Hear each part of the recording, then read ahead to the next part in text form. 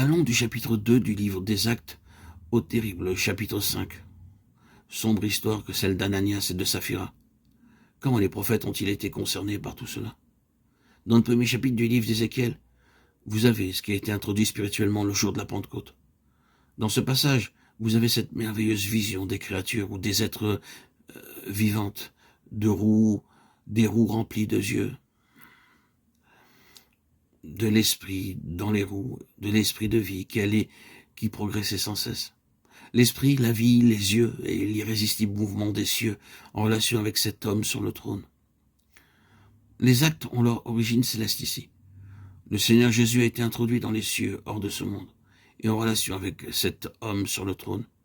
Il y a tout ce mouvement touchant la terre et cependant séparé d'elle, la touchant mais sans y demeurer, une chose céleste. Et tout cela est en mouvement avec force et beaucoup de détermination. C'est comme dans le deuxième livre des Actes, l'homme sur le trône, les roues, le conseil éternel de Dieu, les œuvres de Dieu depuis l'éternité.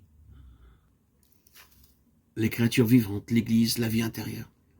L'esprit de vie est là, avec sa vision parfaite, remplie de yeux. N'est-ce pas ce que nous avons ici? Oui. Mais cela, c'est le début du livre d'Ézéchiel. À la fin de cette prophétie, vous avez loin et au-delà du monde une vision, une image du temple, une maison spirituelle très bien dépeinte et définie avec abondance de précision dans les moindres détails. L'homme qui conduit le prophète ne se lasse pas de mesurer.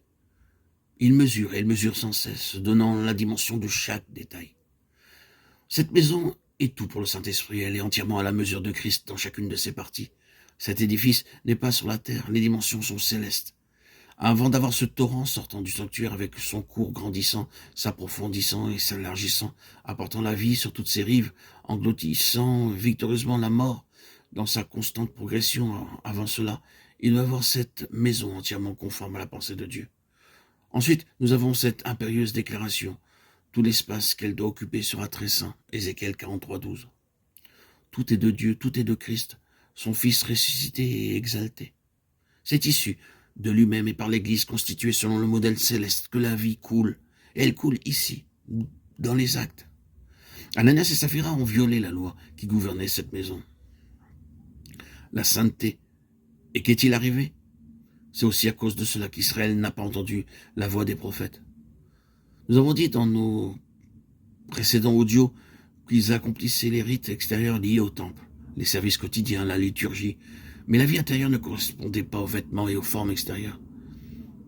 C'était le cri des prophètes contre un tel système maintenu et préservé sans aucune relation avec la vie intérieure des Israélites. Le cri des prophètes a toujours été celui de la sainteté. C'était bien là le véritable problème. Et que signifie réellement cette question de la sainteté? Lorsque vous parvenez au cœur de ce problème, de quoi s'agit-il? Pourquoi Satan a-t-il rempli ton cœur au point que tu mentes au Saint-Esprit? Acte 5.3. C'est cela le contraire de la sainteté. L'acte d'Ananias et de Saphira va bien plus loin que ce que nous supposons au premier abord. Satan a trouvé la possibilité de pénétrer dans l'enceinte sacrée, dans ce domaine céleste, cherchant à le corrompre et à le souiller, en introduisant son mensonge. Il est menteur et le père du mensonge, déclare le Seigneur. Jean 8, 44. Un mensonge et qui plus est en présence du Saint-Esprit. La vie de l'esprit et l'esprit de vie ne progressent pas en fermant les yeux sur des situations. Cela implique en premier lieu que tout soit constitué selon le modèle céleste de Dieu, constitué selon le modèle de Christ, son Fils, afin que cela soit véritablement l'expression du Seigneur Jésus par le Saint-Esprit dans son caractère représentatif.